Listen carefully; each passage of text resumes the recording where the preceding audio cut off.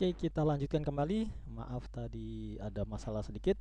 Kita sudah sampai ini ya, halaman 8 ya.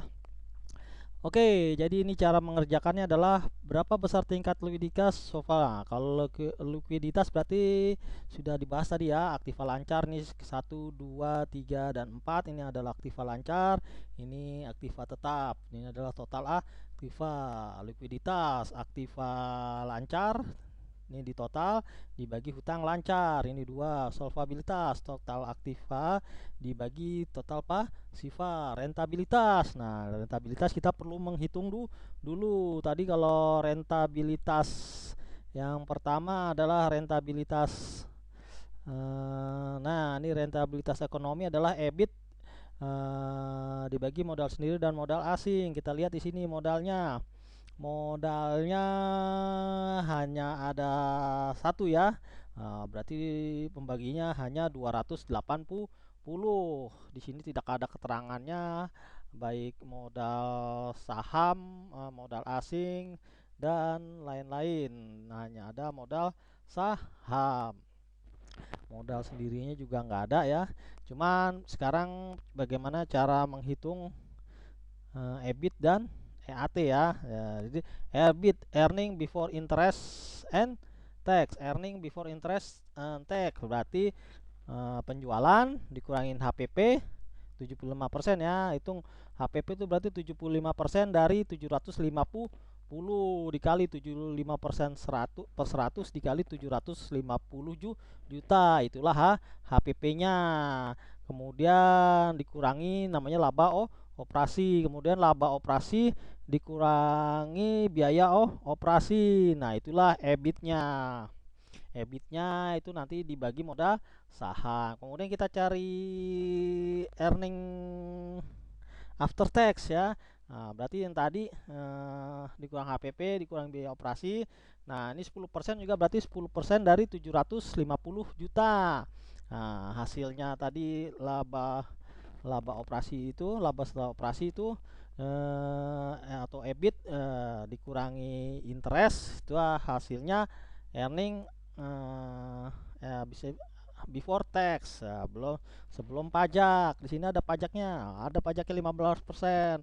Berarti pajak dari hutang jangka 10% dari ini 10% dari hutang jangka panjang. Berarti jangka panjang 130 juta dikali 10%. Itulah interestnya. Dan pajaknya adalah 15%. Nah, 15% ini adalah laba setelah dikurangi bunga. Jadi tadi penjualan dikurangi HPP 75%, berarti 75% dicari dulu HPP-nya 75% dikali 750 juta.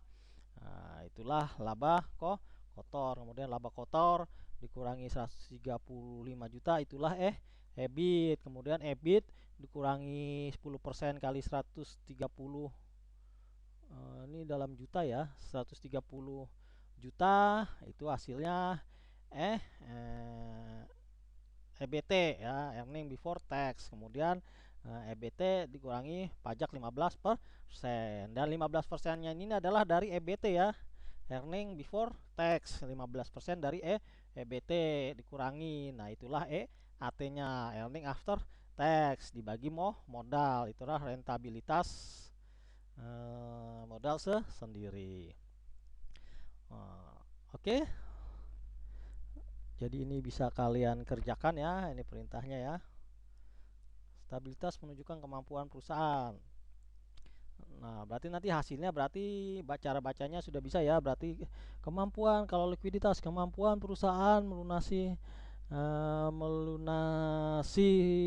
hutang lancarnya dengan aktiva lancar adalah sebesar 120%.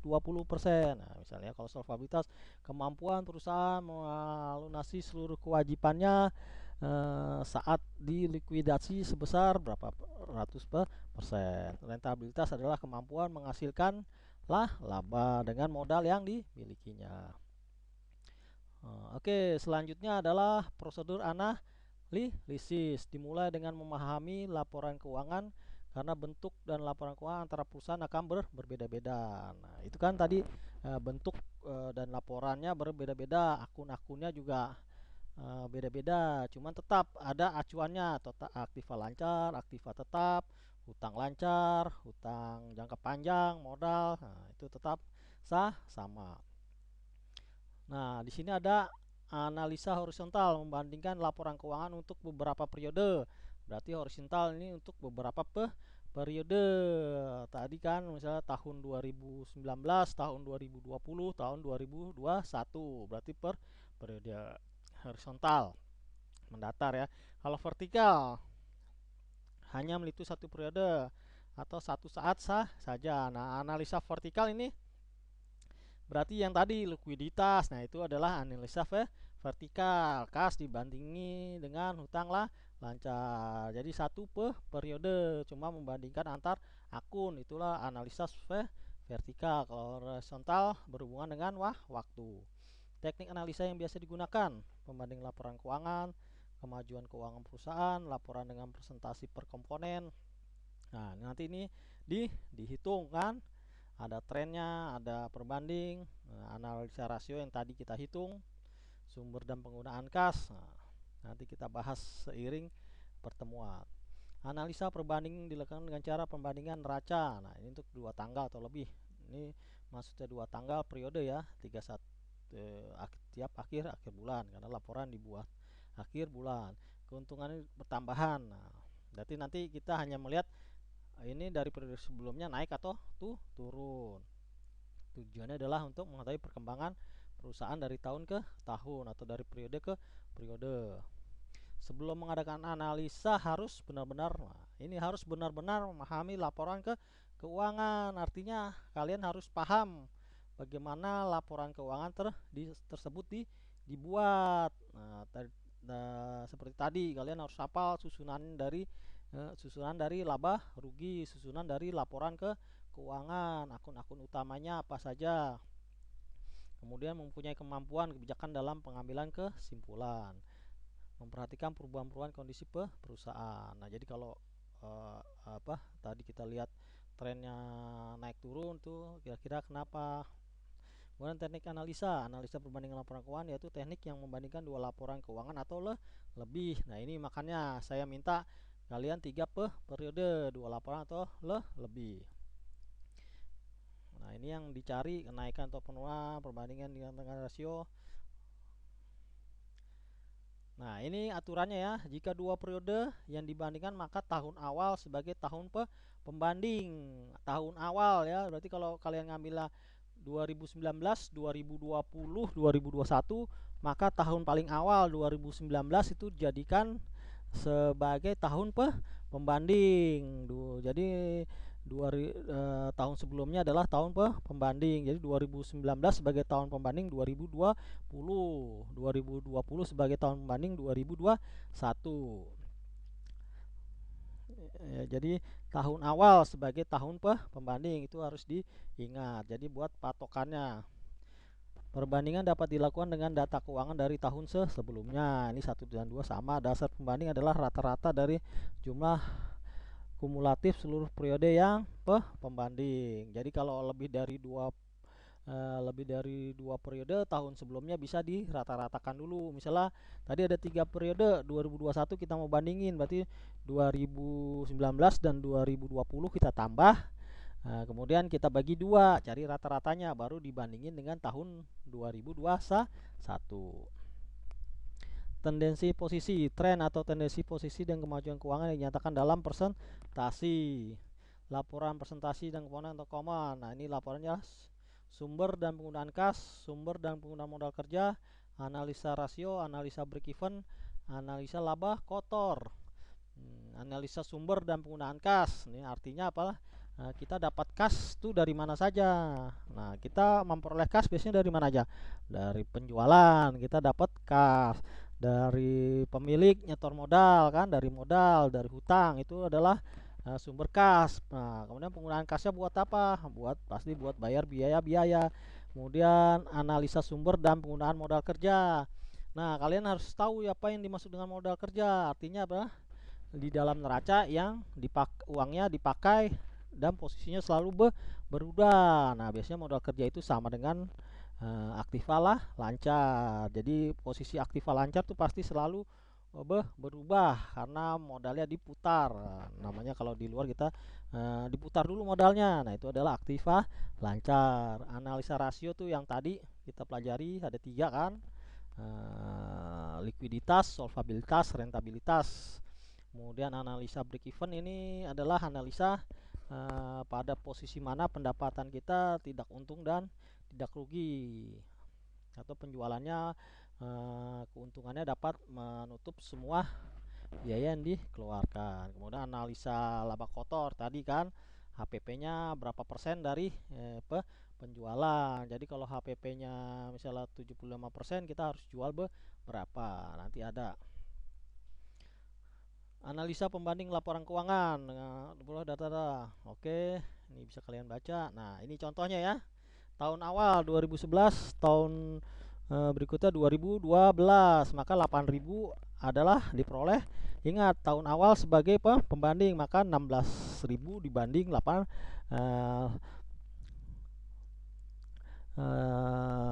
apa nih? Oke, kita lanjutkan. Di sini kita lihat rumusnya ya, ada di halaman selanjutnya. C. Perubahan terjadi dalam aslupnya dalam rupiah. D. Perubahan atau pengurangan yang dinyatakan dalam persen. E. Dihitung dengan membagi jumlah rupiah tiap pos dari tahun yang dibandingkan dengan tahun pembanding. Dihitung dengan membagi jumlah rupiah tiap pos dari tahun yang dibandingkan dengan tahun pembanding. F. Persentase dari total dihitung dengan membagi masing-masing pos dengan jumlah aktiva. Oke, nah ini kan 8.000 didapat dari mana? 16.000 dikurangin 8.000. Jadi di sini 8.000 artinya apa?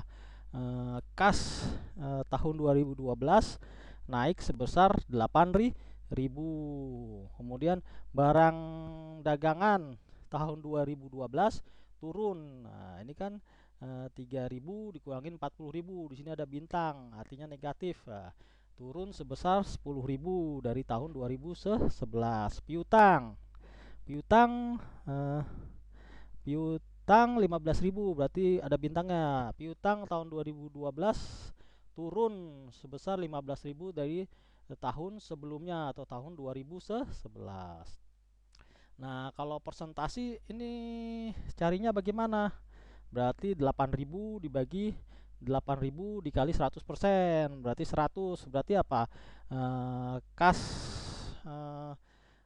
kas tahun 2012 naik sebesar, kalau rupiahnya 8.000, persentasenya 100%. Kalau barang dagangan turun 10% atau turun 25%. Sama kan rumusnya, 40 dibagi 10.000 dikali 100, maka minus 25%. Ini sama dan seterusnya, rumusnya sama ya. Kalau rasio tadi dihitungnya berarti ini 2 kali ya.